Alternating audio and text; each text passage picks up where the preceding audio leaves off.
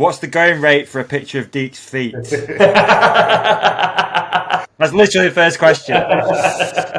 Let's just launch the new nickname. So Ben's also got a new nickname now. He's now going to be going by the Foot Soldier, which I think is actually really good.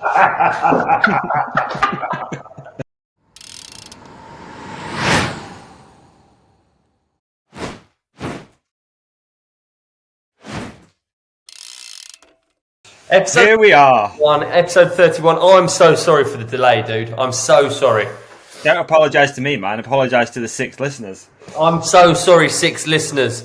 We did try, didn't we? We tried, and there's no telling the internet was just not good enough for such a high production value show as this. Yeah, exactly. Yeah. We can't be scrimping on quality right now, can we? You know what I mean? No, dude. Of course, we set the bar high, so...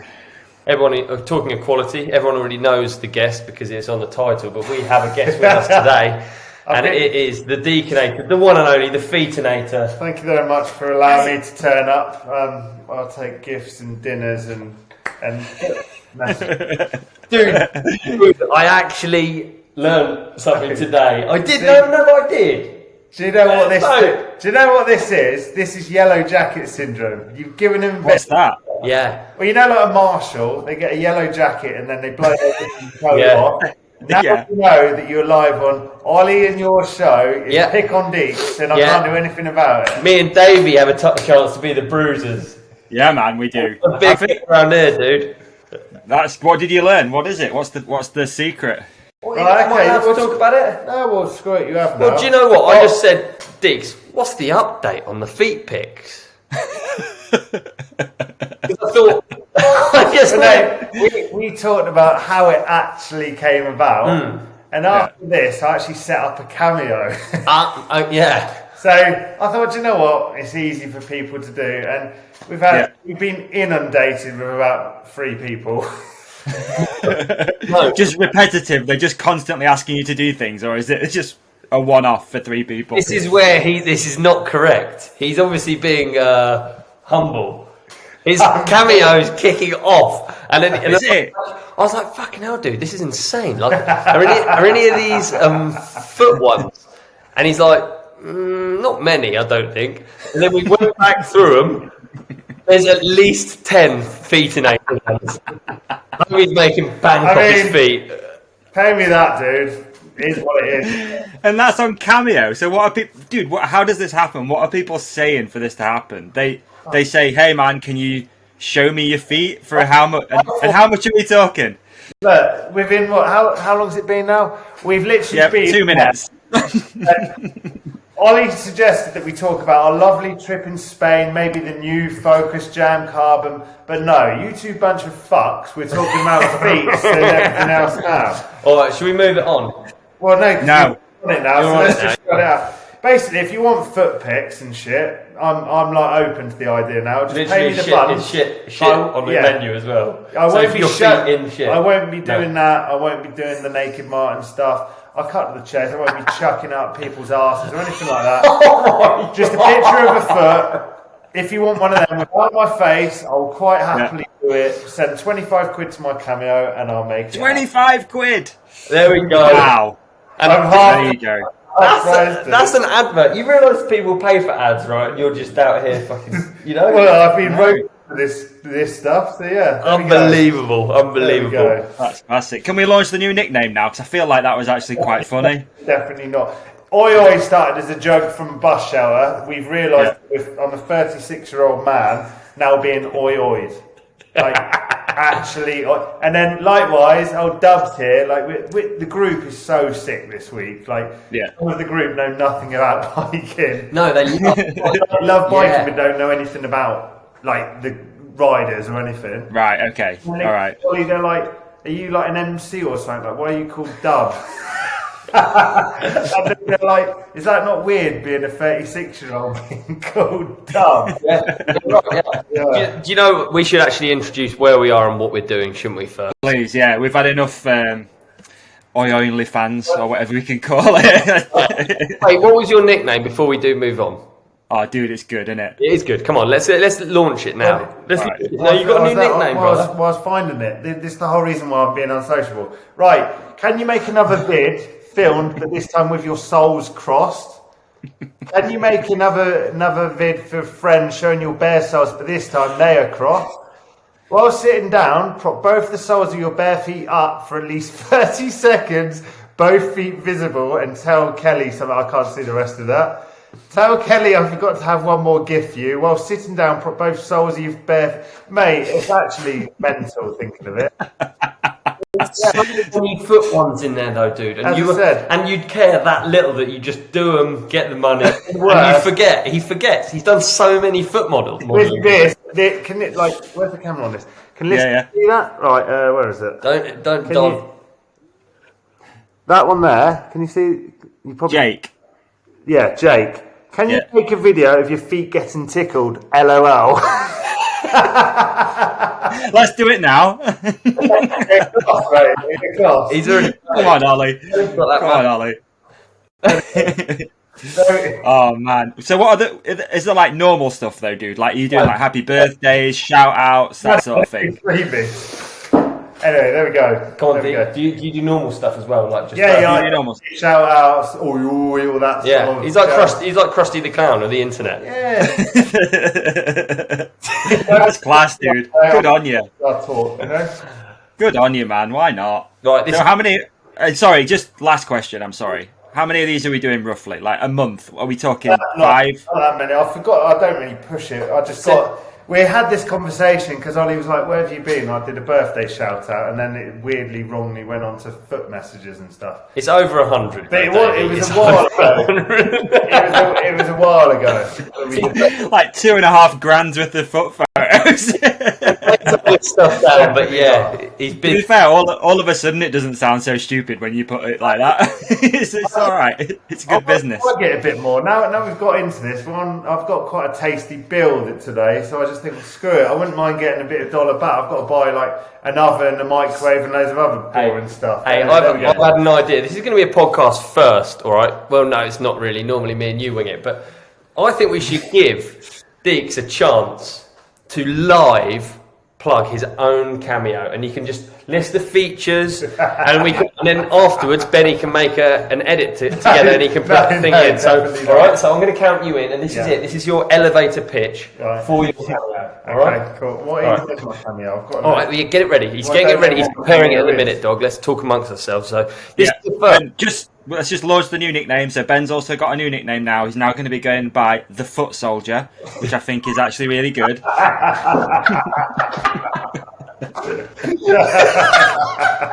And if you are enjoying this episode, folks, already, head to Ben's latest Instagram post, leave a comment, the Foot Soldier. We'll just leave it at that. That's all we need. That's all we need from you. And for bonus points, go to Oi MTB.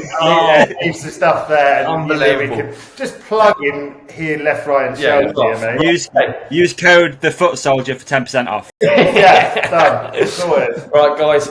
What amount of time can we agree on for the ad, Davey? It's a 30-second elevator pitch. Okay, so 30-second elevator pitch. I'm about to start the stopwatch out, all right? I'm going to count you in. Okay. This is the Deaconator's moment of fame. This is where you can really make some money, all right? Yeah. All right, here we go. 3, 2, 1, begin. Oh, and hello, sports fans. You may know me as Ben the Deaconator. Deacon, a.k.a. the Deaconator.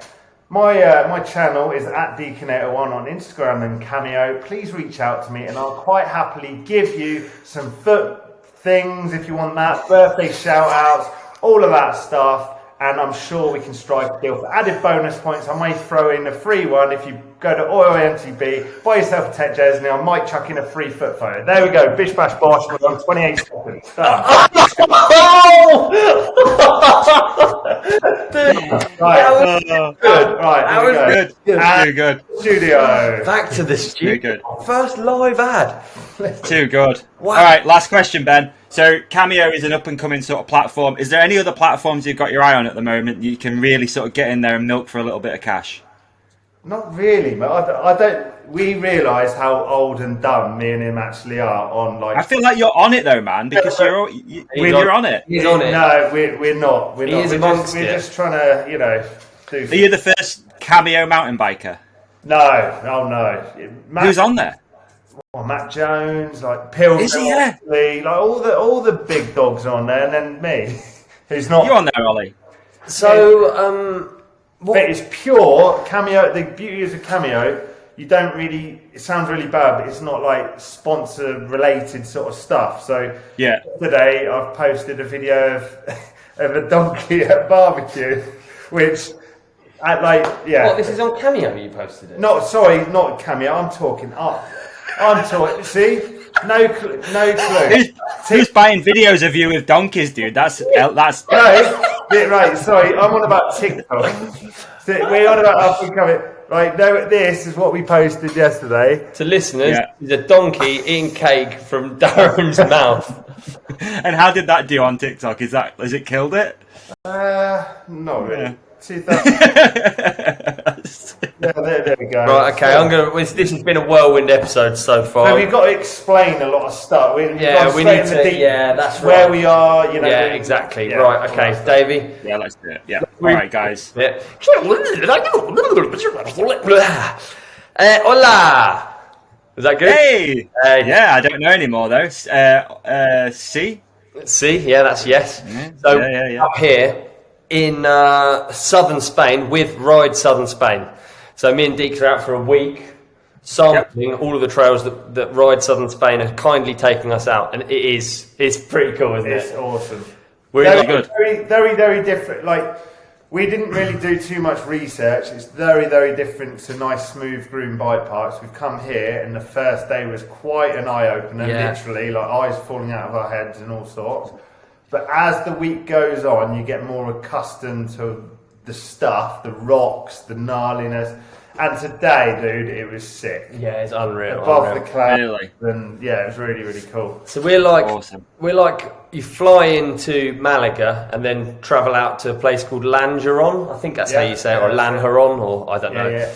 And and we've just been based out of here, going to different spots. There's like zero pedaling. It's insane. It's kind of like it's quite dreamy, isn't it? And we've done a lot uplifting everything. We must have done 15,000 meters of elevation now. Yeah. Jeez. Which is like, but like, you've not pedalled. Pedaling, your average Joe is still a demanding day. Like, you finish the day, you're like, wow, it's a lot of bike riding. Yeah, it is a lot of riding, and it's like tough riding. Really cool though, really different. And I'll tell you why we've been loving it, because we're both on new bikes, and that's what brought on this trip, basically. Okay. All right, and what bike are you on, dude? Because I have no idea. What is this new bike that you're riding? What the hell? So we're both on our new Focus. You've seen the ad, right? Yeah, dude, I've seen the ad. Yeah, I've seen the ad. And are you going to put it now, or is that another thing? Oh, we could put the ad in now. Maybe. We could. We'll see what Benny does. Yeah, maybe. Who knows? He's not answered his phone, so who knows? Who knows? Maybe no one will see it. Who knows? So yeah, it's been right. Let's unpack this though. Can we unpack it a little bit? Because I feel like it's a bit much information for me, and our listeners are going to be going, "What the fuck are these two idiots up to?" So let's slow down. So how did this trip come around? Like, how have you ended up in Spain? Lovely Andy, who was put us up, reached out probably last year or the year before to sort of say, I've just started a new business. Obviously, COVID's done its thing, and so another string to the bow is I also do instructor leadership courses. You've had your 30 seconds. Is there anything more to sell? He had a couple of leaders come on a course to be qualified, and he sort of said, dude, if any time you want to come out, please feel free. And obviously there's one man for the job to come out with me, and it just so happened that it coincided with the launch of the new bike, so it actually worked super perfect. Yeah, so there we go. So Andy and his girlfriend, they run this amazing chalet in the middle of southern Spain, and that's where we are. So. And Andy sounds English. Is he English? Okay. London, near Aston Hill sort of way. So London based. Oh, cool. To this, and it's actually really interesting. What was his trade? Construction. Yeah. So he literally left. He just said, "Screw it. He's had enough." Came out here, and there we go. Dude, the villa. It's like Animal Farm. No, yeah, it is like Animal Farm, but it's like one of those, one of those programs where Brits move abroad, start up a business, and it couldn't be more the dream. You go out onto a veranda and you're overlooking these mountains, and it's sunrise every day, perfect weather. It's pretty cool. Obviously, it's mega hard work like I've spoken to him loads about it, having loads of like people in your house essentially the whole time. And Yeah. Oh, he lives there too, so he like rents out part of the house, and people come in and yeah. And they got he's there, dogs, cats everywhere. It's brilliant. Yeah, chickens, partridges. It's so fun. I'd love it. Loads of feathered animals. I'd be in my element over there, man. You would. And the donkey is insane. He's so friendly. He came to a barbecue the other night and had barbecue pizza. And he made out with that. Yeah. Sounds great. Yeah, it's been quite a whirlwind trip, but it is interesting. Do you ever think about whether you could move away and start like a bike business like this? Because I certainly do. Yeah, definitely had that idea a few times for sure. It's just finding that little pocket, isn't it? So like where this place is, where you are now, is there was already a trail network? Was there some other competing businesses? It's actually Sierra Nevada mountain range, so there was even a World Cup here and stuff, and there's test tracks. So like the Trek test track? Yeah, we went to the Trek test track, so it was like bits you've seen in video sections with the Athertons and stuff. Like there's riding everywhere, and Andy's got a couple of Land Cruisers, a massive Transit, and a trailer, and we just go wherever we want. It's really cool. Right. And from the house, how far out are you going? Are you talking like an hour, 20 minutes? What is it? Yeah, hour and a bit at max. Yeah, I think, and adventure. So some of the listeners might have gone to Malaga before, where there's a number of sort of previous holiday destinations, and this is just a bit further north, and it's just actually very different to Malaga. Malaga's a bit sort of not as steep in places, not as natural, and this is very natural.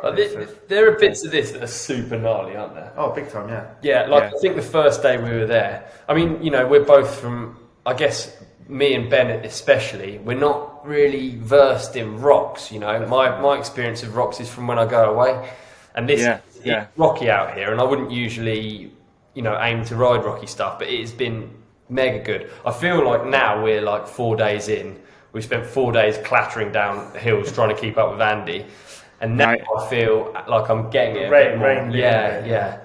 Awesome.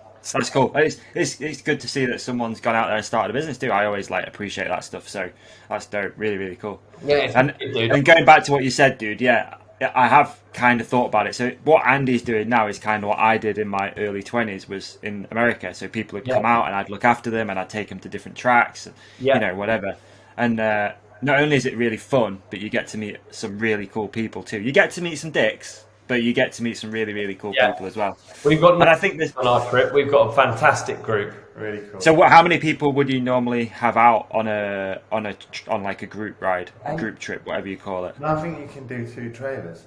Oh yeah, so it might. Is there enough room for people though? Yeah, so it might be 16. I don't want to get it wrong, but his website's ridesouthern.spain.com. I think. Okay. And Ride Southern Spain. It's Ride Southern Spain on Instagram.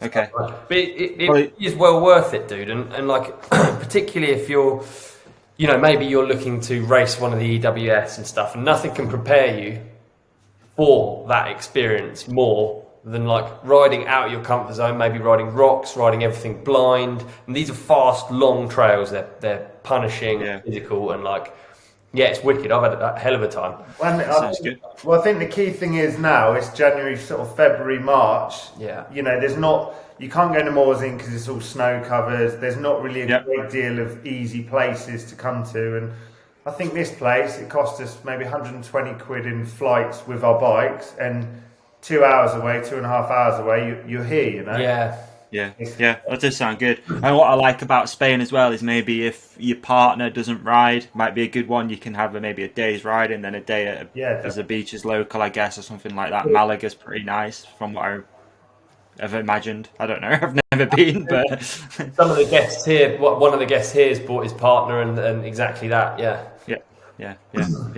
It's interesting. I wonder if there's anything like that, because like we're in it here in the UK. I wonder if there is like holiday companies in the Peak District or down in Surrey, because you know, you've got bike parks down that way, dude. I'm guessing there's got to be something where you can go and stay in some sort of house with people. And I did think about. I wonder if it does go that way. Like, yeah, well, I did think about doing the Surrey Hills one because it's like known enough on videos and stuff, and like you could actually fill a week with good riding, really. Like, even though our hills are tiny, most people would be coming there. They'd be like, "What on earth is tiny hills?" And I think it would be great. It's just getting around the legalities. I feel like the UK is bad for that. We don't have like a good legal trail network. Everything's overcrowded. Everyone's cross. I don't know if it would work, but it's a good thought, isn't it? It'd be quite it is for sure. Or like bike park tours. You know, someone could come and stay quite central, and then you go Bike Park Wales, Aston Hill, Rogate. I don't know, whatever. Revs.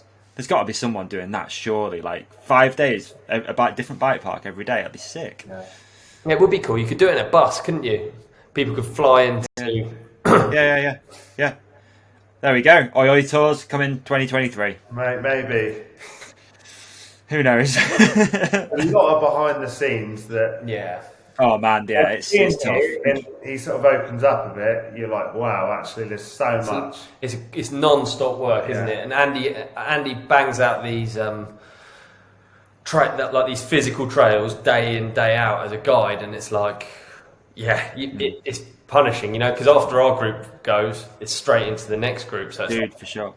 Again, I've lived that life. I lived it for 3-4 years. Of constantly maintaining bikes, constantly trying to keep people happy, constantly putting out fires, constantly having all sorts of shit going off, flight delays, or like anything and everything that comes your way from doing something like that. It's an interesting one. I thought was quite cool. So because to do such relentless riding for so many days in a row, and it's so physical, he's actually got a Commensal downhill bike with 0 forks. So he's made like the ideal, what do you call it? Super enduro. Yeah. It wouldn't be ideal for racing uphill to then downhill, but just for what he does, it's perfect. Yeah, it's really good. Wow. I wonder how many people, I don't know, I guess out here you probably would consider it if you were doing it day in, day out. Yeah. Relentless on bikes. Yeah. Well, it's only the gearing on a downhill bike that makes it hard, isn't it?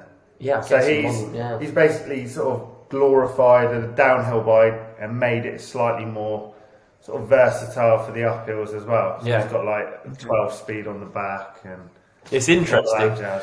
And then we're there chasing down on like 150 trail bike, but we both got coils on actually on our new jams. All right. Yeah, let's talk about the bikes, dude, for sure. It's interesting, isn't it? So it's the first carbon bike you've had in a while, Ollie, I'm going to guess. Yeah. Because obviously, so I've actually had the Jam alloy. This is the first trip that we've done with these bikes. So I've had the Jam alloy for ages, as has Deeks, and I've had mine in large. And then for this carbon one, I've gone to medium. So I'm having a medium. What do you think? I'm really enjoying it, actually. I just fiddle around loads on the bike, so it suits me. Deeks is a bit bigger, so it suits him. But yeah, I was waiting for a bit more then, like just no, but it's brilliant. Yeah, that's cool. Yeah, I know. Obviously, even when we did that Christmas ride, you jumped on mine, didn't you? And we're like, I think go medium next time. Yeah. I think I'm so lucky to be able to have both, to be honest. So in future, when I go on like a big mountain, a big mountain trip where you're bombing fire roads and stuff, then maybe I'll run the large and then medium for around at home. Twitchy stuff, yeah. So the campaign that Focus just put out as well. God, it sounds like an ad. Folks listening, it's really not. I just want to talk about it because it was good again. Yeah. So talk about that. When did you guys shoot the campaign and stuff? And where were you? I can't even remember I can't remember where you went away, how you did it. I remember where we were. We were in Dunblane. Because golden post box, and because Andy Murray won an Olympic gold or something, or maybe it's a bronze one. But did you know they did that? Yeah, I did. We don't see it very often around Sheffield. I don't think we've got many Olympians around here, but I know that they paint your local post box closest to your house gets painted gold, right? I think that's cool, isn't it? We saw one of them, didn't we? We did. Yeah, it's pretty cool. Like idiots do, because that for that shoot we both flew up. No bikes. no bikes, just people, and then running around like kids in the middle of a high street with loads of retired old people looking at us going, what on earth are you two idiots doing? Yeah. And then we opened our mouths and we're English, which made it a whole lot worse. Oh, Yeah. And there's I feel like Focus at this point are just sort of taking the piss a little bit. So they had you on the kids' play area and then running around the street with no bikes with kit on. It's pretty funny, actually. I know, right? We're Like a gonna practical have to do joke. really serious ads after this with like really moody music and like heart, like heartbeat drum. Yeah. One man, one design. Yeah. That'll go. That's funny. No, it's cool. Good. Yeah, the campaign was sick, dude. Nice again. Like Cut Media had come in and just like, you'd never have thought of that. I'd never have thought of that. Holy shit! Toys, bikes. It's crazy. Really, And really there's good. more to come as well. There's more to come. Toys, bikes. Oh, Yeah. could be some more stuff. I think Focus are doing something pretty special. So if you don't already subscribe to Focus's YouTube channel, Yeah. make sure you go do that because then you get to see it first, I believe. Yeah, they release stuff early. I need to work out how they do it because it's fancy. But to the subscribers, stuff gets released early. I'd like. That's right. I want my YouTube a bit more I exclusive. think, I think the next one's quite exciting, it is. isn't it? Yeah. I think it is. Big time. There you go. There's a link in the show description anyway, folks, if you don't already, to subscribe to the YouTube Focus YouTube channel. That's Yeah, it's cool. Hey, So we've glossed over it a little bit, but let's talk about the bike again, just a little bit more. I think it's quite important. So it's the exact same, everything geometry, everything of the standard Focus Jam. It's just a carbon version. It's the first carbon bike you've had for a while, Ollie. The colour's beautiful. Don't want to get into geometry and stuff because it's not really our strong point, is it? Let's be brutally honest with you. But what's it like riding a carbon bike? Wicked. In fact, talk about the head angle, man, and how it aligns with pyramids and the sun and how the. Well, the thing is, geometry is actually the same as what we've already come used to, right, on our alloy jams. The cool thing about this bike is, yes, it's a bit lighter. It's got a swap thing. So in the down tube, you can store like tools and stuff, which has come in handy on rocky trails that we've been riding for sure. Yeah. Okay. Little Haribo thing, Haribo, big time. Yeah. That's a big one to think about this week, actually. Haribo. Yeah. We decided we're not really sweets people, No. and this week we realised how kiddie we are. We've had 2 bags of Haribo every day. It's ridiculous. Yeah. and now you're into it.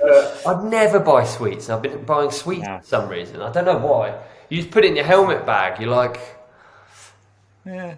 it's an interesting dude. Have you done much uplifting or much like just descending without pedaling? No, not really. I was trying to think, like not like a day like that, or multiple days where you don't really have to It's consider the pedal up. Different.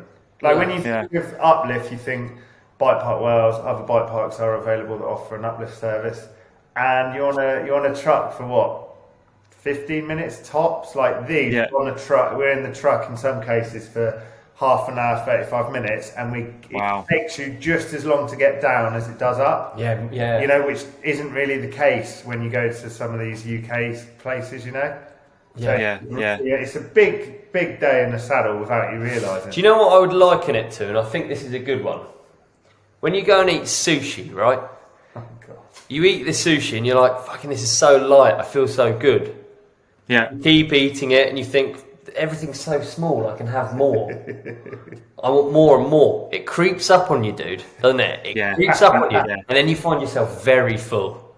Next thing you know, you're screaming Europe down a toilet somewhere. There's been no food poisoning so far on this trip, not with food or with trails, but we I like food, man. What's the food like? Like, does the company, is it like self-catered? How's it working? Fantastico. Oh, gracias. There you go. You got a few words. No, That's good too. Gone to the local cuisine in the evenings and things. Been good. Right, so you just go out, sample different restaurants, that sort of thing. Do you know what's actually kind of cool is you've not really done a holiday thing like this, have you? No, never. So it's not really, no. To actually integrate with other riders, different jobs, different experiences, and it's really sick actually because you just end up talking about we've had such a random. Yeah, not really bikes. Not really bikes. Talk about life. And also like different levels. The trails we're riding down, gnarly, and you see people riding down them. We're riding down them as fast as we can. and then they're riding down them just to get down them. But we're both getting the same out of it. You all high five at the bottom, and it's like you can tell it's like some people's rampage and some people's racetrack. Yeah.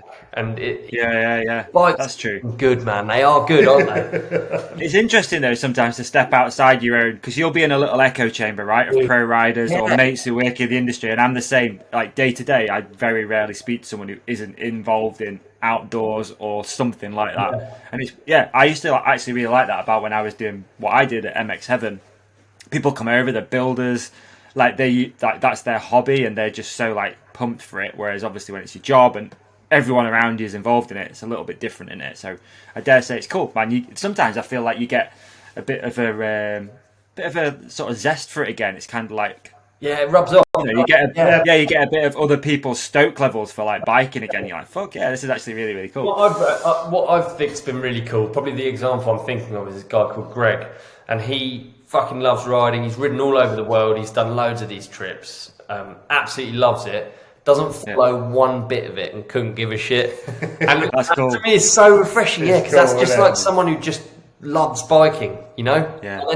You ask him about his tyre pressure, he's like, I don't know, man. Yeah. He doesn't care about the hoo-ha. He doesn't care about the blah blah. He just I like that. biking. Yeah, sick. And then we used to have at MX Heaven when I lived there. Grant Langston was a really good friend of Stefan, who is the owner, and he used to come over for dinner like all the time. So I was just like, yeah, whatever. Grant's here again, cool. But people would be like, oh my god, and you just like you forget that people are that stoked to be introduced to some of these people and meet them and sit and have dinner with them and stuff. So yeah, again, that sort of zest for meeting personality is the same zest for biking and stuff. It is quite interesting when you're not around it that often, right? Like we're not. For sure. So yeah, very good. I like it, man. I like it. I'm keen. I want to go ride southern Spain. Free advert as well. Free advert. But use code Foot Soldier, gets you 10% off your next holiday, folks. I tell you what, if I wasn't having a lovely, lovely time, I wouldn't even mention it. We're near Malaga, but they really kill it out here. It's been brilliant. Cool. Yeah, it's dope. Really, really cool. Nice to hear it. Good to nice to know you're having a good time. So you're there for 7 days. Is that what they normally do you think? Is it like a 7-day package? 10 days? 7. But obviously 5 and 7. We personally didn't get any choice in the matter. It was like, right, we've got guests from that date to that day. If you want to come, that's when you're coming. Yeah. Go on then, why not? No, but it's really cool. Yeah, really cool. Nice. Cool. I like it. What else been going on? Like obviously, Ollie, we've not spoke for a little bit before you went out there. So what were you up to before you went out to Spain? Do you remember? Yeah, of course. Annoyingly, I literally drove past your house yesterday. That really is irritating, yeah. Well, what have you been up to, dude? We just blabbed on about Spain. What have you been up to? Road, haven't you, dog? Been on the road, man. I've been road dogging a little bit this week. Yeah, I've been doing some actual work. So most people know that I help out or work for a brand called Red Bull Spect, and we had a new sales manager over from France, and he wanted to have a bit of a trip around the UK, which.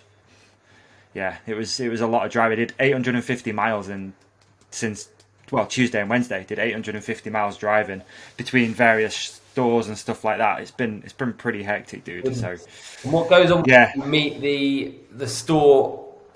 Yeah, just go like look at places and be like, yeah, this is a shop that we're in. I don't know. We went and visited Two Seasons, for example, which is a retailer in the UK. They've got multiple doors. We visited one called RX Sport. Shout out Phil, who listens to the podcast. Always good to see those guys. Off-Road World, Motocross Shop in Birmingham. A few Evans stores, some Go Outdoors ones. Then my agent, who works for me, lives in, near you. I never remember the names of the places down there. But yeah, so we were there on Wednesday. Oh, cool. So, yeah, that's been like this week, really, dude. To be honest with you, it's been pretty hectic. I'm pretty tired. Staying away in hotels and stuff. Only one night though, which was really nice. Just cool. Yeah, stayed in a Premier Inn.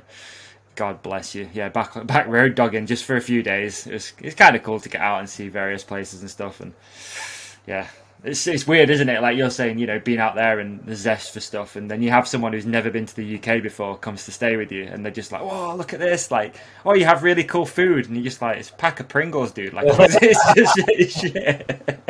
It's horrible.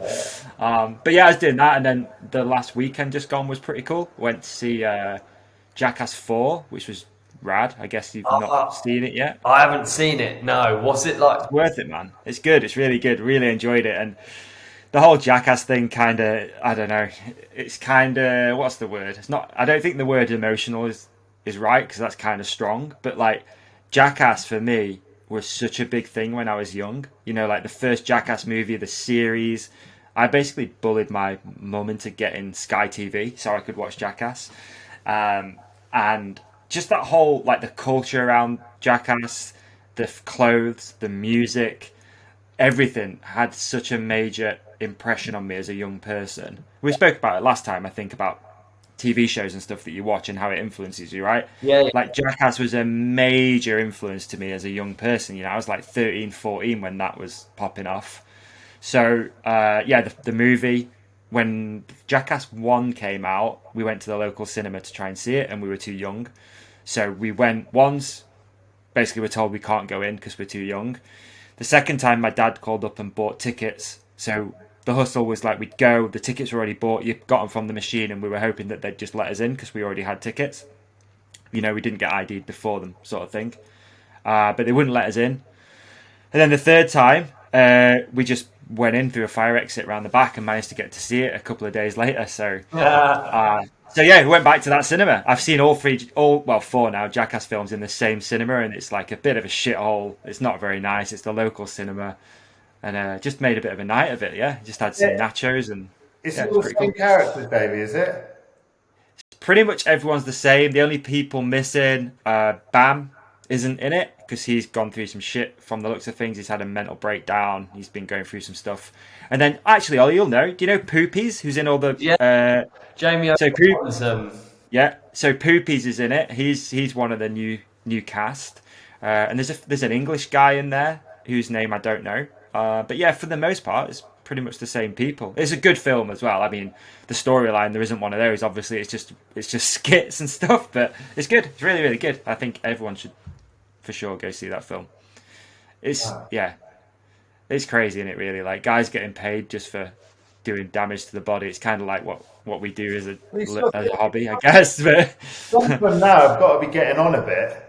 Yeah, man. Johnny Knoxville's looking. He's like close to 50, man. He's got like some grey hairs and most grey hair. To be honest with you, it looks like he dyed it for the film. But if you see him not in the movie, he's got grey hair and stuff. And wow, yeah, they're looking a little old. Doing tough stuff like stuff. It's good because at the end they play like a bunch of old clips and stuff, and you see like how much those guys have changed and shit. How can you name? Shit, has someone died from the cast? Someone did, didn't they? Yeah, Ryan Dunn died in a car accident, didn't he? And that's when I feel like the Bam thing kicked off because he was best friends, and then Bam went on a bit of a downward spiral with drugs and alcohol and whatever. Oh, it's sad, isn't it, to see it all go? It's just sad, doesn't it? Poor. It is, but it's so cool to see them come back and do some stuff. There's a few like celebrities in it as well. You got Tony Hawk's in it and Machine Gun Kelly and the usual crowd. But yeah, it's cool. It's like I said, it's kind of heritagey sort of stuff for me. Like that's kind of, I worship those guys when I was younger. I didn't skate or anything, but I took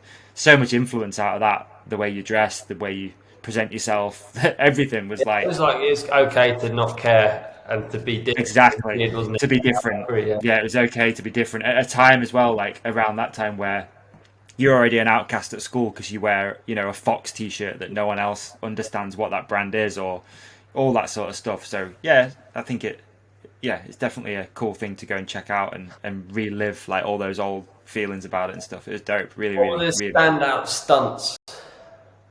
Oh man, I mean the start of it's amazing. There's basically no spoiler alerts, but Chris Pontius. Yeah.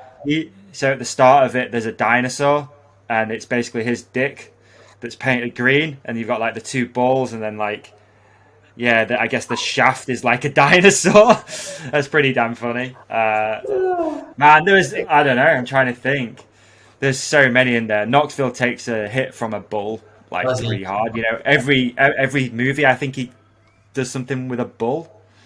And this time it ruined him pretty good. Got like broken arm and wrists and all sorts of stuff. But for me, like, I like all the little bits that aren't really like major parts in the movie. If that makes like all the little like blowing up a portaloo, I don't know, nut shots. That's my kind of humor. Yeah. So yeah, it's a funny thought, isn't it? Because I don't know, knowing even just from like working on like bike films, for instance, how something changes when there's like loads of cameras there. It becomes real, and all we've got to ride our bikes, and then imagine it, and there's just a bull ring, and you know what's coming. It's like when someone says, "Put this on, you'll get an electric shock." You don't put it on, do you? And the nice thing is they're about to script that. Yeah. It's not like, I'll tell you what, Ollie, I'm stitching you up, you're stitching me up, that's fair. They're like, right, so today you're going to go in that ball pin and you're going to get pitted pretty hard. It's true.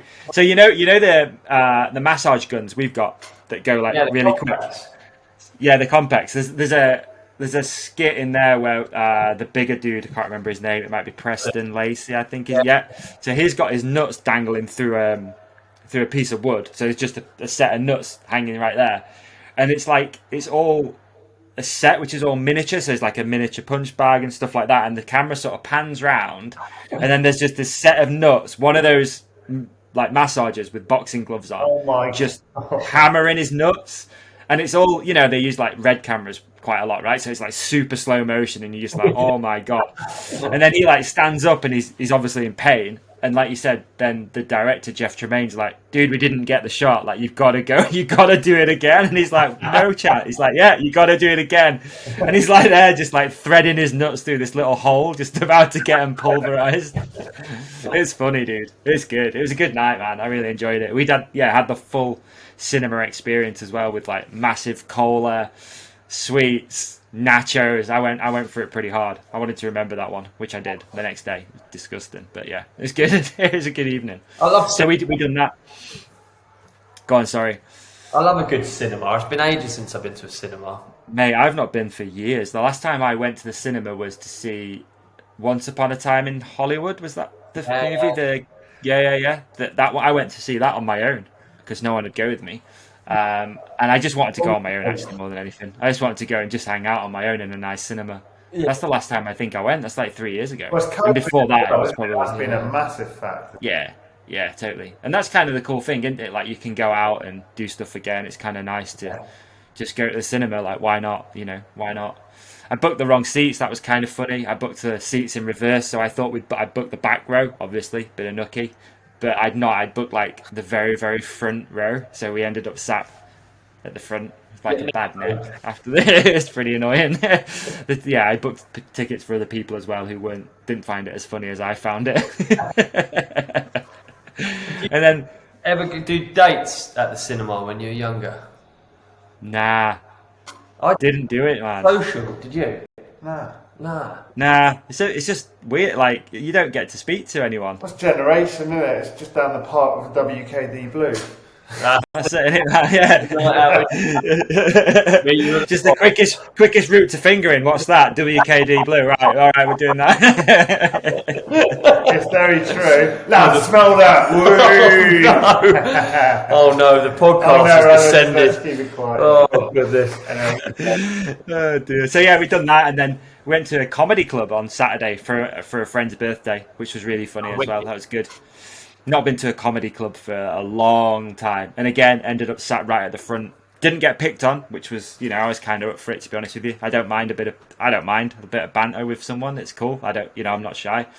But that was good. It was nice just to get out, something different. Comedy club, big dogs there?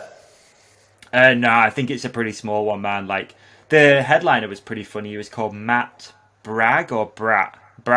He was good. There was a woman in the audience who was funnier than all of the acts. She told a story about how she accidentally wanked off a patient she was a nurse, and she was talking about how she'd accidentally wanked off a bloke. No. Which is crazy to think, dude. Like, it's a room full of probably like 400 people. And the compere, that does all the stuff in between the acts coming on, was like, what do you ladies do? And one of them was like, I'm a nurse. And he was like, oh, right, you can't really... he said something like, you can't really make a joke about someone being a nurse anymore. You do good work. You've got us through a pandemic, I guess, and this, that, and the other. So he goes, what did you used to do? So she said, I was a pig farmer. And he's like, okay. And she goes, it's almost the same. And he was like, how on earth is being a pig farmer almost the same as being a nurse? And she goes, well, my job as a pig farmer was to make sure that the male, is that sow. I don't know. Basically, her job was to make sure that the female pigs were getting shagged by the male pigs, and if they weren't going in the right place, she would help them out and make sure that the penis was going into the female pig, right? So that's what she did before she was a nurse. So then she goes on about this story like, well, once I was like working, and there must be some sort of medical thing that you put over an old man's willy to make sure that they can't believe I said willy, to make sure that they don't piss all over themselves. It's like a catheter, but it goes over the top of it. And she said, right, so she put it on, and then she came to take it off, and they'd run out of like the lubrication to do it.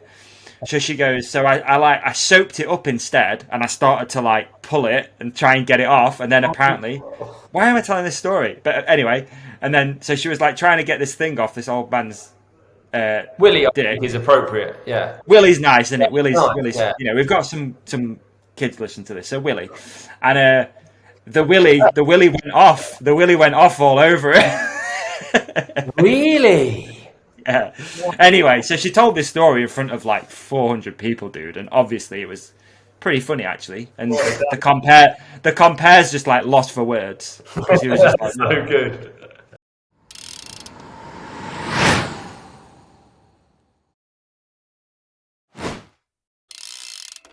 Oh, dude, Davy, I've got a question for you, man. come at me, man. Any questions, I can answer them. I'm an oracle. You are an oracle of knowledge. You are quite right. Okay, I've got 13 hours coming up on a plane. I've got nothing to do. I'm turning up. My legs have fallen asleep. I just wish I had something productive I could do with my downtime. Mate, fair point. All right. We all have a lot of downtime, whether it's on flight, sat on the sofa watching TV, whatever it could be, man. So, have you heard of Compex? No, I haven't, but I have a feeling you're about to tell me more. I'm about to give you a little history lesson as well, mate. Real quick one.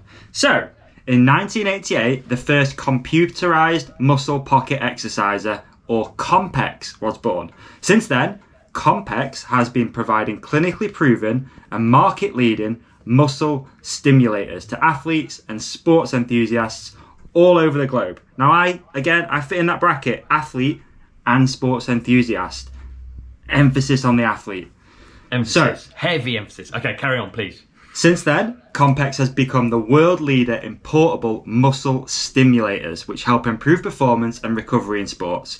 Compex's flagship muscle stimulation technology is an essential to healthcare professionals and the most demanding athletes. Again, demanding athlete. Yeah. Listen, dude, it's all very well saying all of that. It sounds great. A great way to spend time, rehab, recovery, all of that. Yep. But it's surely way too big to take on a bus, a flight, have on the coffee table. Surely there's not an answer to that. Yeah, man. Again, let me talk to you about this. This is the Compex Mini. It's tiny, isn't it? Real small, dude. Real small. It's a solid 12 inches. Yeah, I don't know. tiny. But it's small. Yeah. It's really small. So I've been using this, man, for a little while now. It is a complex mini muscle stimulator. Wow. And as you can see inside, that's all it is, dude. Look how small. Everything's in there that you need to give yourself a good bit of recovery. So again, just to backtrack a tiny little bit, I had an injury recently, and I dare say this thing has been helping get muscles firing again, helping with recovery, but also post-ride, post-run, post-ride, post-exercise, but also pre-ride, pre-run, pre-exercise. So I use it in a few different ways, man. So again, let me just go through those. And also, I'll be honest with you, mate, when this thing turned up, I was a little bit nervous because, there's electric stimulation things, all sorts of stuff going on. But dude, this whole thing... How does it work? Yeah. So this whole thing's operated via an app. So you simply download the app and then you go through it and it'll tell you where to put the electrodes. So let's say you're trying to do a little bit of a hamstring or glute or calf, sort of like either warm up or warm down. It'll show you where to put them, and then you control it through your app. It's got 6 different settings, all of which do various things, from recovery through to sort of like, again, getting ready to work out. So I use it in all ways, especially at the moment when it's cold. You don't want to be going out on like cold legs, especially, running and stuff like that. You want to make sure that you're warmed up, ready to go. I tell you what, dude, I'm sold, but where can I get this from? Mate, simple. Head to compex.com. I dare say people should go check it out. Have a little look at some of the products. Take a bit of a deep dive. Again, we don't come at our listeners with like some second-rate products, mate, do we? This is like the creme de la creme of sports recovery technology. This stuff it doesn't get any better than Compex. Ask any sort of World Cup team, road racing, CrossFit athletes. Physio. Physios. Compex is the name that's going to keep coming up. So head to compex.com, compex.com. Is that compex.com? I think, compex.com. Got it. Yeah. And then listen up, man. If you enter the code, The Ride Companion, what was it? The Ride Companion in capitals? Yeah. All in capitals. Okay. It's going to knock you 20% off everything on the site, which is a pretty big saving, man. That And they is a also lot. do split payments. They do free shipping on certain products. Amazing. So you don't have to do it all in one hit. You can spread your payments out a little bit as well. So that's really, really cool. And this thing's super competitive, man. When you look at sort of sports recovery tools, especially muscle stimulators, this is 225, I think it is. It's pretty damn cheap for what it is. With 20% off. 20% off. Compex.com, The Ride Companion. All in capitals. Let's go. Thanks, Compex. Thank you, Compex.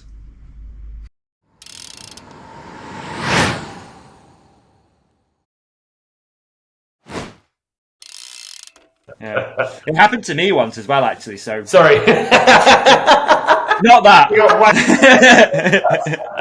Not that. The last time I went to a comedy show was it's the same comedy show. It was in Sheffield, and we went because my friend, who I now have a business with, lost his job. So he'd lost his job. He was on a bit of a downer. So we're like, right, we'll take you to the comedy store, to the comedy shop. So we went to the comedy thing, and we sat right at the very front. And there's a Geordie comedian who's quite famous now, and I can never remember his name. It's not Kevin Bridges, but it's someone a little bit younger. And he was the compere, and he was obviously coming up. It was about 10 years ago. And we sat right at the front, and this compere comes to us, and he's like, "Oh, you lads look like you're having a good laugh. Like, you know, my mate sat there with a fucking miserable face who's got no job, and me and my other mate Tim are sort of just sat there chilling." And he's like, "Oh, what are you guys doing here? What's your story?" So we're like, "Oh, he's lost his job." So we brought him out to try and cheer him up a little bit. So obviously he ripped on my mate a little bit, saying he's lost his job, and then he comes to me and he goes, "So what do you do?" And at that time, I had a sex toy website with Joe Bowman of Steel City Media, and we were selling sex toys online. So he goes, "Oh, what do you do?" So I was like, "I sell sex toys online. Like, that's what I do." So they compare, the guy stood there, he's like, his mouth's open, he's like, "Oh my God, like, I didn't expect you to say that."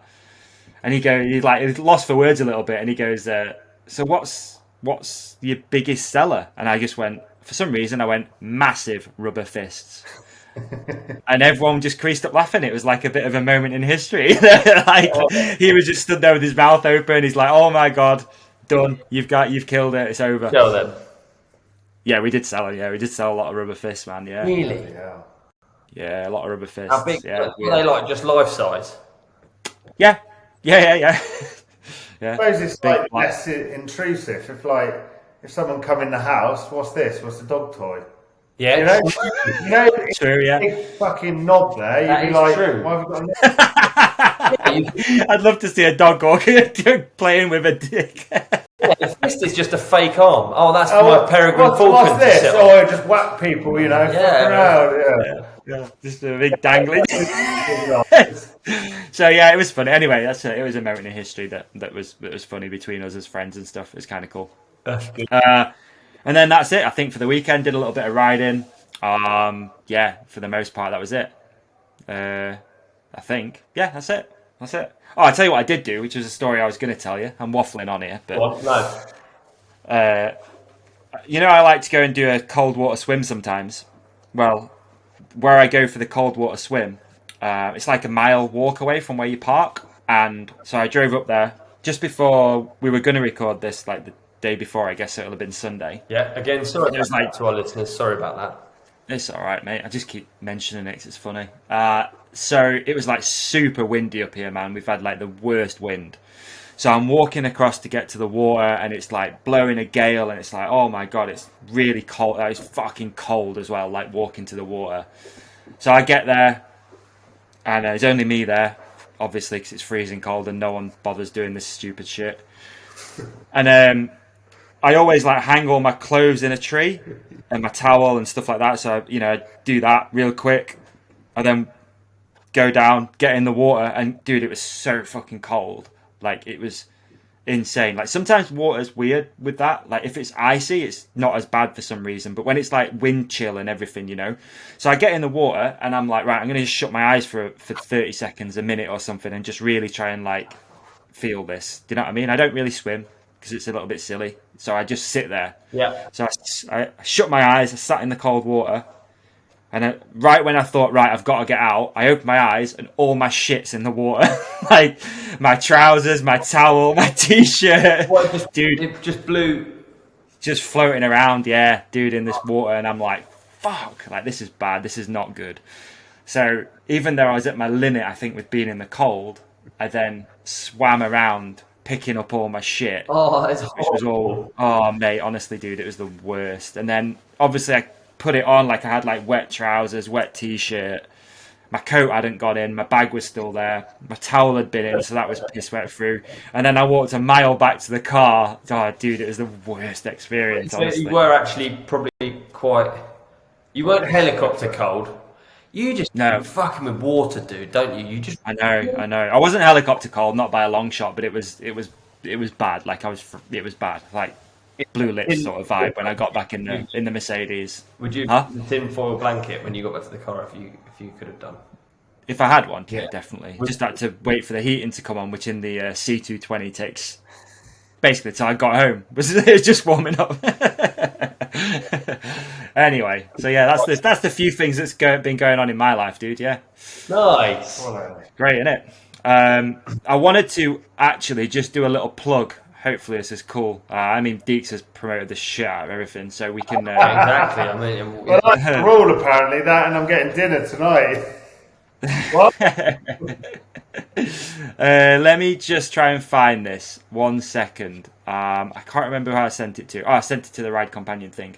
So, Ollie, Ben as well, you were there, actually. When we did the Freedom Ride, there was a young lad who won the whip-off, whose name is a local guy to you, Ollie. He's called Davi. yeah, Davi. yeah.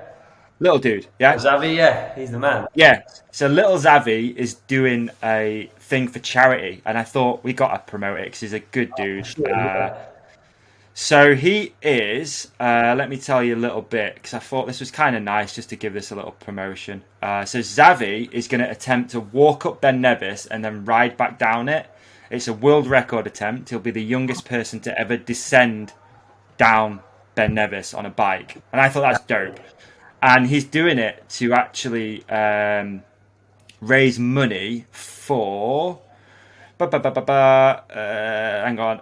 Raise as much money as possible for the life-saving work undertaken by the staff at Southampton's Children's Hospital, who helped basically save his life when he was born because he had a rare liver condition, I think it was, liver or kidney. I always get those two mixed up. So I thought we'd just give that a little plug because, we met him at Freedom Ride. Little Zavi's really cool guy. His dad seems amazing. So his dad's going to be doing it with him to sort of give him some moral support. His dad, I believe his name is Sam. Yeah, so Sam Watts, Davi Watts. There's a website set up, tells you all about it. It's called One Life Adventures. So we'll put a link in the show description if you guys can spare a couple of pounds to support him. Like I say, all the money is going to Southampton Hospital. So Wicked. We'll do that when we finished. I'll get Deeks to unbutton that purse that he's got firmly shut from all his feet photos. Well, he's going to do cameos for a whole week and donate all the money to Zavi. I like that. That's a good one, isn't it? He's like, fuck off! I hope so, mate. It's been dormant for the last flipping 6 months. Yeah, right. You've been just waiting for another podcast. give it a push. He's been But yeah, I thought that was cool. the happy birthday messages and stuff. You just hear him from down the road. Oi, oi! And then, Cameo, mate, yeah, just as what? Fucking hell, Ollie, it's another fucking dickhead. No, I'm not like that. I give love and time to everyone that pays. That's cool. That's cool. Yeah, I love everyone that pays. But yeah, anyway, wanted to give it a push. I thought it was really nice. Yeah, it's wicked. Should we do what else? Did you notice Kelly Slater won Pipeline? How cool is that? It's cool, eh? It's cool. It's nice. I just spent a couple of days with like two people who are actually interested in surfing. They understand it more than me, obviously, than just looking at it and thinking it's cool. I don't understand. It's a good one to watch, though. Weirdly, it's quite calming. Watching the comp. Yeah, because they don't. Yeah. They're not just flat out. There's a lot of downtime, and the commentators are really good, and the sea is nice to watch anyway, isn't it? True. Yeah, it's quite calming, isn't it? But yeah, each or what? It's a judged event, and then they get like priority. Okay. But ultimately, it's about like reading the wave, and then when you get a wave, it's judged. Okay. Yeah. You get like 40 minutes in the water to basically do your best. And you're judged on your best couple of runs. I think so. I've not watched it, dude. I'll be honest with you. I just saw the headline, and I did just start watching it before because it just came up on my YouTube. I've been talking about it, so it knew, and I just started watching it now. But I think it's just cool that he's 49 years old and he just does like select events, right? He doesn't do the whole World Surf League tour, so he just dips in and dips out. No one had expected him to win, but as far as I understand, what the guys who are really into surfing were telling me, that's a sort of quite a good event for him because he doesn't do a lot of the air stuff, all of the like really technical stuff. It's more traditional surfing, which is like getting barreled, cutties, that sort of thing. And he's lived there as well, so he knows the wave. Right. Pipe's like super, super gnarly, so it's like really steep and then straight into a barrel. I love how I talk like I can barely even swim, but I've followed it a lot. I think this event as well was the first time there was a women's category, so it's a super gnarly wave, high consequence, and there's a chicks category, so that's really cool as well. That's cool. Yeah, I thought it was cool though, just to talk about it. It's nice to see someone do something like that, isn't it? It's like, for us, it'd be like Petey coming back and winning Lords or something, right? You'd be like, oh my god! Yeah. Well, it's sick when it's like that. Tiger Woods, when he won what did he win the other year? Anyway, he won something, didn't he? And then obviously Greg winning the world champs. It's like it's sick when there's an old boy in the race because you're like, fair play. Yeah, root for him as well. I don't like things to change that much. So, as much as I love up and coming riders rising through the ranks, I do quite like a good old fashioned Greg Minnaar win. Yeah, sick, you just know where you stand. You're like, oh, Greg's on top of the mountain, last man down. I wonder what's going to happen. Bloody bastard! I know he's got it. There's something comforting about it. It's like nothing's changing. Yeah. Speaking of 2022, what have you got planned, Ben? I'd love to know, like. As far as events or what you got going on? It's all been still up in the air, isn't it, really? Where the start of the year we were thinking of a good trip to go, to the Far East or whatever, to mix something up, and then that didn't happen, and then this has obviously happened, which is really cool. But yeah, I think things are starting to get back to normal, so we're just looking at, doing some awesome trips together now, obviously on the same team. Last year was a little different because all the normal trips we wanted to do didn't happen. So it's a case of sitting down, working out how the COVID passport works. Like, we didn't think we'd still be talking about this further on. Hell no, dude. And it's nice to see a lot of countries are starting to open up properly now. So Madeira just opened up properly. So anyone can go to Madeira. You don't need to have no silly passes or vaccines or anything like that. Even here, we had to do some stuff to come out here, and we were like, really? We need to do this, that and the other. But I think it should, certainly by summer, touch wood, if it carries on the way it's going, life can resume how it once was, eh? Hopefully, dude. It's nice as well that where you guys are now, it's quite relatable to our audience. Spain, it's not a million miles away. You can talk about it, tell people how good it is, and hopefully that's something that people can put on the bucket list, like to check out either this year or next year. So, I'll tell you what, me and Deeks are going to do. We're going to try and do a trip a month, let's say. Even if it's 12 trips, let's say that. Even if it's like a 5-day, or even a long weekend kind of trip, we want to get that'd be good to get a team trip every month. Well, we did. You come on one of them. Should we get? Please. Yeah, let's do it. However, your initiation, unfortunately, is sleeping on a Cornish beach. Yeah. Oh right, yeah, cool. Count me in. Also, dude, you're going to get binhead, you're going to get strangled. It's not going to be Keen. easy for you. And a Would love to. parking ticket as well for good measure. Yeah. Yeah, man, love to. Just we've got to figure something out, haven't we? Yeah, too right. Do a bit of a trip. Yeah, do some stuff for sure. Should we do some listener questions? Like, see what's going on in there. Did anyone guess it was Deeks coming on? Yeah, I put some feet on the thing, so you know Brilliant. what I mean. It weren't a tough one to guess. You know what I mean. It weren't difficult. Boots and cats and boots and Listener questions. That was all right, man. I'm impressed. All right, let's see what we got. I had to go and screenshot these 1 second because we'd obviously. I think we've addressed the feet thing. So if there's any more feet questions, we'll skip over them, mate. Okay, first question. Mort rides bikes. What's the going rate for a picture of Deke's feet? That's literally the first question. All right, we've addressed it. It's 25 quid. All right. 25 quid, but if you buy an oil top, give me proof, advertise it across all socials. What else they can Keep do? trying to add, then we can see. Subscribe to the YouTube. Oh dear, this is a good one. Okay, at Olivia the engineer. What question for you two? Maybe me if we have time. What is a significant turning point in your career/life? Have you got any regrets? Deeks, I think this. Well, I think like this. This is one that's been covered many a times. I don't want to bore people to sleep.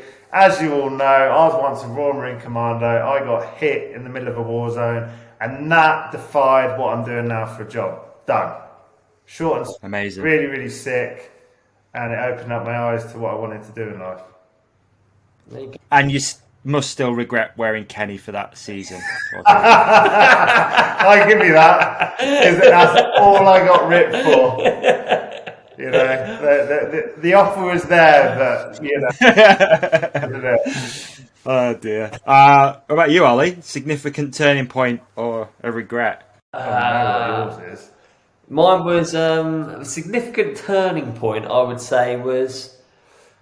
Oh, it's got to be when you first get sponsored, hasn't it? Because I didn't really even think I was sponsorable. I was just doing events because it was like I don't think I was even trying to get sponsored because you didn't used to try and compete to sponsor. You were just competing in dirt jump contests. So they were just looking at the biggest head that rode a bike. Yeah, they thought, exactly. Look at that billboard, dude. The thing is, when I got picked up by DMR, I had no idea that I was even going to get picked up by DMR. It wasn't like that's what's sick though. Yeah, so I went. It was like a King of Dirt or whatever, and it was in this big barn in Weston. I remember it, and I got second or third or something.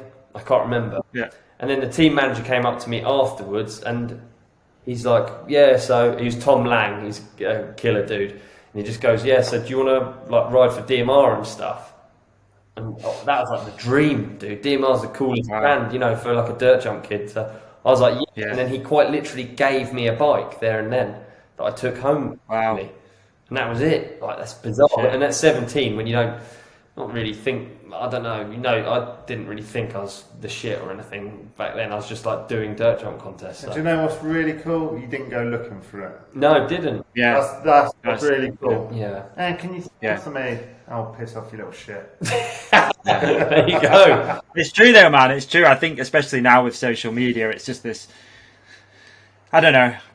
The hustler side of me thinks it's kind of cool that kids are out there doing it, but the other side of me is like, just ride your bike. Like, if you're that good, people are going to find you. Like, it's that simple. There's no need to just be constantly bombarding the DMs for brands asking for free shit. Well, yeah, just enjoy it. Just enjoy it, man. Do it like Greg's doing it on this tour. Enjoy it for what it is, because what it is enough. You don't need any of it. What it is enough. It's bloody good. I'm enjoying it anyway. I'm still enjoying it for what it is. Words of wisdom, man. I like that. That was beautiful. That was beautiful. Okay, what else we got here? Hey, I wanted to talk about. I know we're in the middle of listener questions. I wanted to talk about Brage getting on Red Bull. I feel like he's like some of the show homies, one of the show homies. So I thought I should have that. Cool, really cool. However, let me just add a bit of a preface to that. I think that's the word. It might not be. Is that the thing? Like, is that how we look at this Red Bull sponsorship these days? As we know, we've spoke about this a lot. We've beat this drum a little bit with Pastrana moving. With it looks like Hooker. Hooker BMX. It's Mike Hooker Clark, right? Oh, yeah. He's not on Red Bull anymore. He's now posting video with him not wearing a Red Bull helmet. Quite old though, isn't he? I think. Yeah, true, maybe, but so is I don't know. Okay, I agree. Other people, I don't know. I don't have an example. I agree with what you're saying, but we can all agree that a Red Bull helmet is like, It's got worth. yeah, it's like a verification. And the thing about Brage is that he's like he's not a World Cup downhiller. He's not a slopestyle rider. He's this sort of in between. And he's come from World Cup downhill. He's done the X Games thing. He's done social media. So, but he doesn't really fit into one category, and that's what I thought was cool about him being added to Red Bull's roster. No, I'm with you, and it looks like they've got quite a lot of those. Like Remy Morton, I guess would fit in that category as well.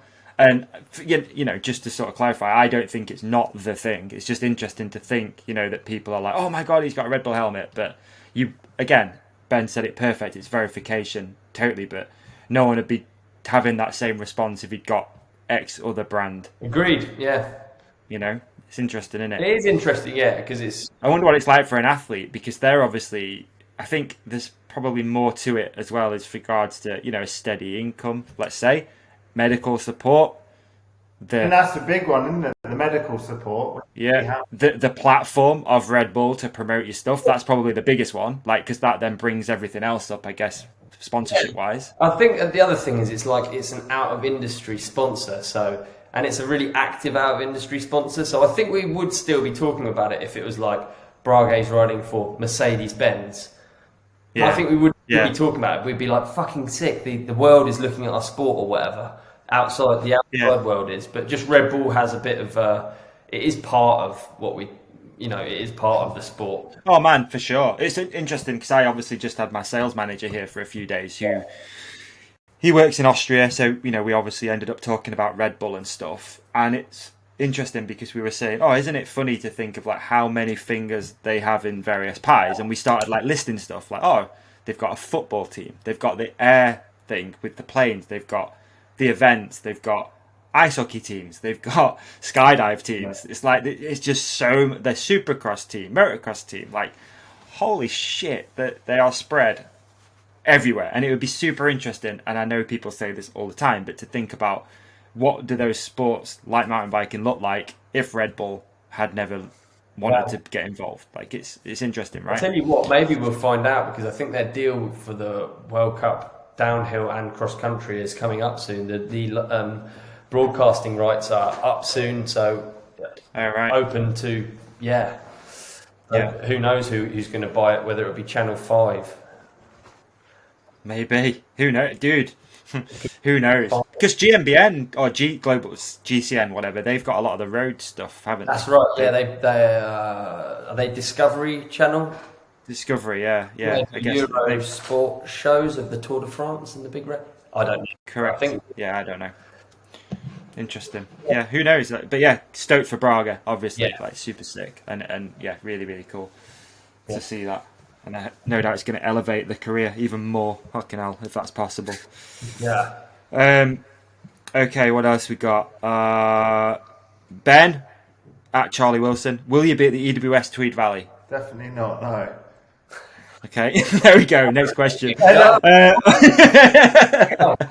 who's spent a day in the saddle with me will know by the end of the day that I don't really do hills. I can yomp up hills, but being in the saddle all day, I haven't really got the build for it, unfortunately. Deeks has taught me I think it's a marine saying, but it's that someone's dripping. And for someone who taught me the saying, he drips a lot.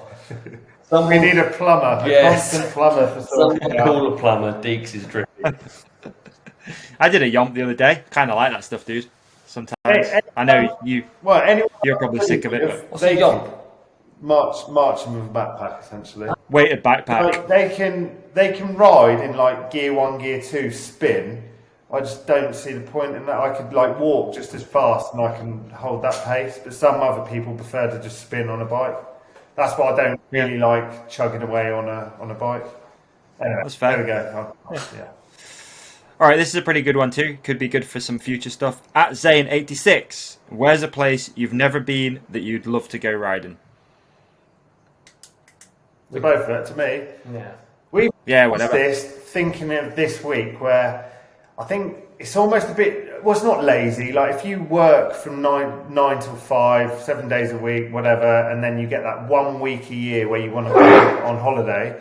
You want to just go to somewhere that you know is going to be good. So that's why a lot of people go to the Morzines, the Legers, the Whistlers if they can afford it. So it's almost you're almost going somewhere with guarantee that place is going to be good. And we're lucky enough that there is scope for us to go away somewhere different, and it's not seen as a waste. So we're thinking of maybe just going somewhere that's totally different for the culture and things like that, really. Yeah, I think we're almost like in that respect, we're almost bad to ask because we've been really spoiled. Yeah, and you ultimately get to a point where I quite like just them going somewhere and not knowing. It's like putting your eye on the shuffle kind of thing. I feel like as well from a consumer perspective, it's like if you see, I don't know, you're in Whistler, you're like, oh cool, like another Whistler vlog, great, A-line, awesome. Whereas if you go, Ollie, just thinking of an example from you, when you went with Rob to Nepal, you're like, fuck, like I actually want to see that because I want to see what you actually get up to out there. If that makes sense. I feel the same way about actually visiting them. Like I actually really, I'm intrigued. Like I know where to go for fucking killer riding, But for like a trip, the fact is I don't know where to go because I haven't been there yet. Like I'd like to go, what we're hoping to go Tokyo. Like Russia, or China, or like India, or like parts of the world that I've just never, ridden it. Yeah, true. Seen even. Yeah, you've been to Morocco, right? Yeah. Yeah, that was the desert stuff. Is that That's Morocco? where I visited Sahara and rode there. The desert stuff. Yeah, the Sahara, you fucking idiot. Yeah, all right. Okay. I'd like, Bali for me. I'd like to just go Bali. Bali, nice. We did a melon trip there, and it's like super thick. The riding wasn't the best, but the vibe was insane. So you've just got to go there with a pinch of salt now, and the riding isn't amazing, but actually the whole trip is so fun and chilled out. It's really cool. It's a cool spot. Yeah. Okay, let's see what else we got in here. At Lewis Craik, coloured anodized parts on bikes, is it dope or nope? It's a nope from me. Unless it's a nope from me. Black. It's a nope from me too. Ooh, that's it. I think it's old school though. I like the liquid camo, DMR. And that's the 3-way anodizing, and every one is custom. So that sort of sways me towards, All right. That's okay. I tell you what is decisive. Not decisive. What is divisive is the focus stem is a divisive subject. So interesting. I personally like it. I've not had anyone actually, even friends I ride with, a lot of them work in the bike industry, some of them pro athletes, whatever. I've not had anyone say, I don't like that. I feel like, but then if you look at certain pink bike stuff, comments and stuff, people roast it, but it looks way better in real life, if that makes any sense. It looks a little bit like Dr. Zoidberg, we've always said. Yeah. Like that. Yeah. It's different, dude, it's different, don't get me wrong, but it doesn't put me off it at all. No, it's funny in a way. I hear it gets focused on, doesn't it? But, pardon the pun. You can run any stem you want, it just goes in through the... They don't, that's a lot of people don't think you can do that. Yeah. The amount of messages I get, you probably get the same where, oh God, I don't want to run that stem, I want to run this new cool stem that I've gone and bought. Maybe, It's the MR one, yeah. But we were looking at road bikes. We saw a road bike earlier and we were like, actually, if you don't have internal routing on a road bike now, they look quite old school. Yeah. Stuff moves on. It's true. not until you see like an old bike that you're like, man, that looks quite bad. Yeah. Like the crazy. It's quite bad. Yeah. You know, like if you see a dropper post with a cable coming out of the seat, you know the ones I mean? Totally. They look so bad, don't they? And yet we rode them for years. What's name is anything, isn't it? You go back to the 90s when Cannondale brought a lefty out, that must have sent everyone mind Yeah, it's just crazy. True. Isn't it? And like all these Yeah. changes are like uncomfortable, but then You get used to you get used to them, and It all sorts itself out in the end, doesn't it? It makes sense for Yeah. sure. Tidies everything up. Hate cable rob. Yeah. At the almost average athlete, gravy or custard? custard all day for me. I'm Yeah, sorry, same. Davey. I love it. Come on, I man. We're just like Southern, custard. dude. Yeah, we're berries, aren't we? Yeah, it's gravy all day up here. We do a lot of custard, though. We have a lot of custard up north. Custard, hot or cold? I'm really Ooh, dude. I don't care about heat. Out of the I tin. like cold out of tin. Yeah. Quick little. really? Yeah. I bet you run gravy cold. You're such a bad man.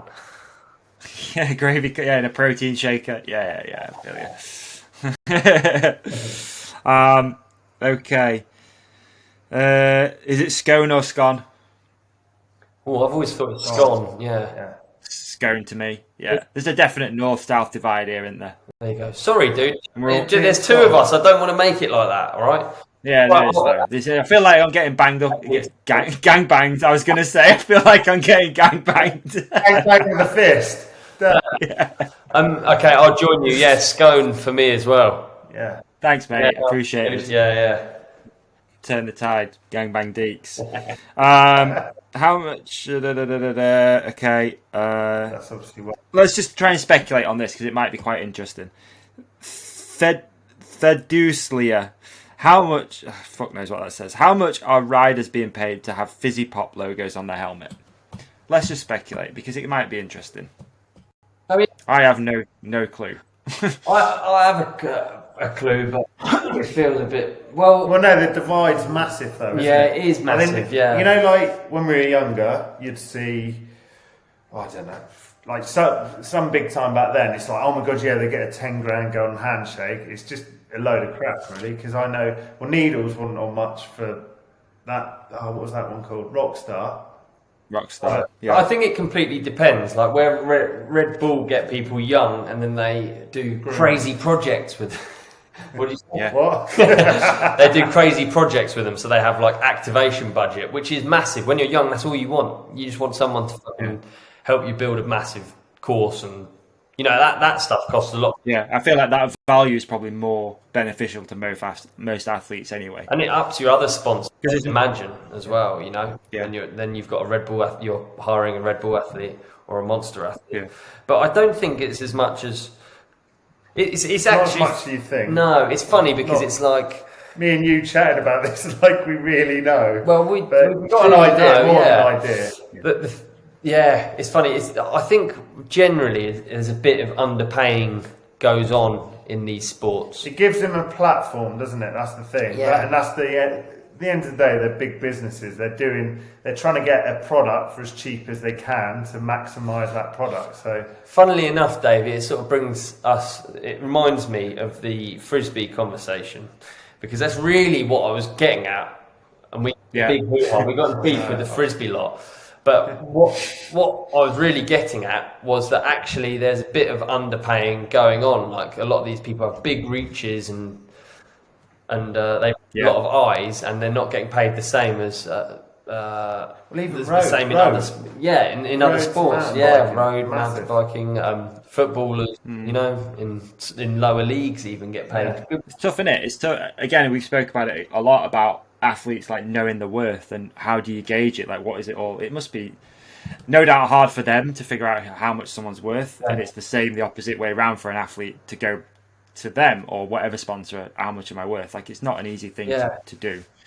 And I dare say someone's going to start an agency at some point, helping athletes figure it out and get the right amount of money, because it does help in a way, right? I know it's not all about the money, but when you're trying to make it and you're trying to travel and you're trying to go do projects and stuff, like you need it. We're deep in Martin Whiteley country out here.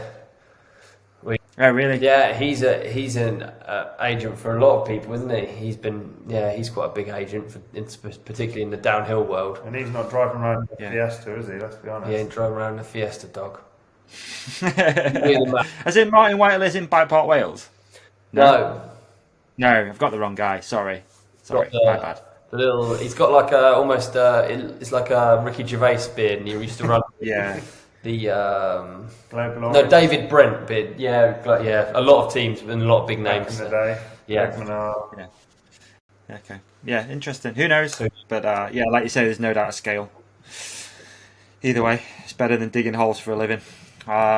So, I think that's it, really. Got any watching or listening? Have you been doing anything out there? I'm getting this in Before? just in case. Deeks, you getting a watching and listening? Oh, this is a really good one. Oh no, it probably won't show. The Black Alien Black- Project. Okay. Right. Million followers. Really now. weird. Looks really weird, right? Let me show Yeah. Look it up now, dog. I on better your make phone. sure there's no copyright music. Alright. So this bloke. Wait, Deeks, we'll do it. We'll do a Oh, watch okay, on yeah, for yeah. listeners. Right, so everyone, Black. what's he called? Alien. The Project. Black _ Alien Black _ Project. Yep, got him. Yeah, and that is Yeah. legit, dude. Right, can we just discuss? What is it? What am I? Oh, wow. Okay. That picture you're seeing, the last post, that is obviously Yeah. him and how he transformed over the years, like split his tongue, done all this, and implants in his skull, and I think now he's had his nose removed, ears removed. Like you got Wow. pretty mad. Like wow, It's a lot to see because I actually saw this as well. You actually found him, but he was Yeah. in Lemoyne's video. Lemoyne did that amazing video. Okay. Lemoyne. And what do you guys think when you see this? Are you thinking? Interested? Well, Yeah. he's obviously Interesting. short term. He's probably going to do all right as far as extra money from film. Like if you're doing a scary movie, you're not going to employ some weirdo with a bit of makeup when you got the real deal of taking your ears off and How stuff. much? Yeah, I wonder how much work you But- get. It's pretty. Mate, like you think in later life, his health, like I don't think he. When you look at it, he can't really eat properly, can he? He's had his mouth removed. He's had his nose sort of removed. It's actually, to me, it's quite Here it shocking. is. Actually, it makes me, and the implants in the skull. I believe. It would be interesting to hear him like talk and like, is this guy like with it? Do you know what I mean? Is there a serious mental health problem going on, or is he like? Well, it's a difficult one, isn't it, to navigate because I sort of feel like you can't judge. He's into tattoos and cutting parts Yeah. of his body. He's Wait, cut two of his fingers off, dude. 3 fingers, yeah. He's cut two of his fingers off on one side of his hand, so he's got like. Wow. So implant Okay. skull, no ears. I think how he describes it. I was looking earlier. I was trying to make sense of it. I think how he describes it is he's like an arts project. So he like Okay. considers himself like a body art project. But this is a great topic, Deeks. Well done, dude. But I don't really know what to think about the whole thing. If I'm honest, I see issues. Obviously, that's what I see personally. I mean, I'm all for customization, tattoos, body parts. You know, all that thing. I think it's amazing. But like, I find there's a that limit, difficult, right? Because How I do you eat? Like genuinely, how would you eat? You haven't got a top lip. You've got. He might be on the old waifu diet with Warner. Oh, yeah. Yeah. There you go. Really fascinating. Yeah, I don't know. That's a great one, man. That's a great one. I kind of think if it was my child, I'd struggle. If he was my kid. You What know. about you've got a daughter? And that's the boyfriend that comes back around. Yeah, but he's probably a lovely bloke. He probably is. Yeah. But Yeah. Don't judge a book by its cover. It's hard not. The cover's scary. The cover's a horror film. The Like, cover is scary, and the cover has to say something about the book. I agree with don't judge a book by its cover, but the cover has relevance. You know what I mean? Yeah. It definitely it has an impact when you're trying to choose a movie in a movie store, right? The cover is a thing. The cover like, is important, whatever you say. If you go to an interview with your genitalia out, it says something about you. Agreed? Yeah, I agree. That's on the cover. Yeah. That's on the cover. I agree. He Nothing thought to hide, positive. see? What an interviewer. You'd be Deeks like- thought that was positive. He's like, yeah, decent. He's got his knob out. Well, good. Hired. I bet he's killing it on Cameo. Is he on that? That's a good point. Let's have a look. Black alien. Because some celebrities are like, there's some big ones on there, isn't there? Not just you. Like, there's some big, like, you know, I remember trying to get a birthday message for you, Ollie, off there, but the guy, I can't remember who it was. I was trying to get in touch with. It was a Chicago Bulls player, I think. Oh, actually, wow, to be honest with sick. you. Yeah, it was it was whenever a year or so ago, but they never came back. But there you go. I find it I don't interesting. think he's on there. Can we No, let's not. I was going to mention the thing I just sent you on a text message, but I don't think we want to go there. Let's not do that. Not now. I mean, before the bike shop. Oh no, let's not do that. No. Let's not do that. Let's not go down that route. I haven't got. I don't think I watched. Okay, I watched a good document. It's not a documentary. It's a lecture. It's kind of boring, but if anyone's into it, Yeah. it's about the danger of living two realities. It's a Paul Chek lecture, and it is called "The Danger of Living Two Realities." And it was really interesting because it's about how people focus too much on their digital presence rather than living an actual life. True that, yeah. It was good. It's an hour and a half long. It was good. It was deep. It's really holistic. Made me think a lot about certain things. So that was good. Goodness. Deeks yeah. has some hot off the press announcement that he wants to make.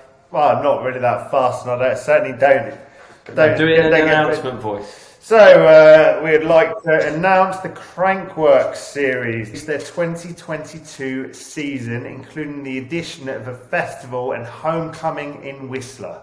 We were Beautiful. We were discussing, like, when was the last time we went to Whistler? Like, such spoil. Have we lost him? Davy's gone. Oh, no. How can we possibly do a podcast without it? Oh, gosh. He's back. You worried us then, dude. Press the wrong button. That's to cut us off. Yeah, we were talking about just the last time we went to Whistler. So, Sorry, my bad. Okay. so what? We've got Innsbruck, Whistler, Crankworks, all blank. So we don't know where that is yet. And November. And then in New Zealand, and then- which is nuts because normally it's the start of the year in March. there you go. So It's a winter or their summer in November. Whistler. I wonder there's got to be a spot in the UK for a Crankworks event. Surely soon, like Duffy, something like that, where they can have a. It's chairlift though, dude. Like it work as an event, but if you think of the amount of people, like the whole reason. Well, I don't know about you, that we go to Crankworks is because it's a guaranteed fun holiday with your mates that everyone's going to compete or just hang out, and there's like loads of chairlifts and all that, and you think, well. Yeah, it's more about like the resort as well. Dean Yeah. with 7 uplift. Yeah. I know, yeah. Yeah, you got Regatkin there in an old transit and stuff. Yeah, it wouldn't really work. And then even if you go to flipping Fort William, like they've had their event, it wouldn't work in England really. yeah, that's fair. It's good insight for sure. All right. Hey, dude. Sorry it's been late. I'm sorry we struggle for internet, and thanks for joining us out here in Spain. We wish you were here, and we wish all the listeners were here as well. And we want to point out we Not all of have a really good view behind us, but the internet didn't quite play to our. Yeah. Oh, that's good, man. The view of you two is enough for me. It's perfect. You're the man. It's beautiful. Thank you, everyone. We appreciate you listening. Don't forget, if you have enjoyed the episode, like and subscribe. Follow Ben Deakin. Leave a comment. The Foot Soldier on his recent Instagram post. @odub_23 on the Instabanger, and that's it. I guess we'll be back next week with another one. Like pretty sharp. We'll have to think. Have to try and have some experiences over the weekend, to talk about. But I'm sure we'll figure it out. I'm sure we'll figure something out, dude. Yes. All right. One love, everyone. Appreciate y'all. Thanks for listening. Out. Episode Cheers, guys. 31. Peace. Or we always